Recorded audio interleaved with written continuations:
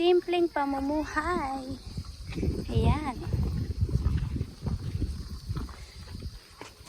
Nagsisilong na ng seaweed sila nanay. Tuyo na po yan. Pambenta na po. Oh, grabe. Di ang ilang ganito. Grabe no. Ilang kilo to? Ilang kilo na to? Magkano po isang kilo dyan? Ngayon ang kilo dito yung maliliit lang.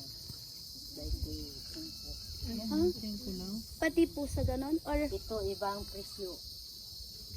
ah, Yung pure. violet. Ang galing no, iba-iba sila ng kulay. Pero isang kulay lang po yan pagbasa. Tapos pag natuyo, saka po sila iba-ibang kulay na. Ang galing.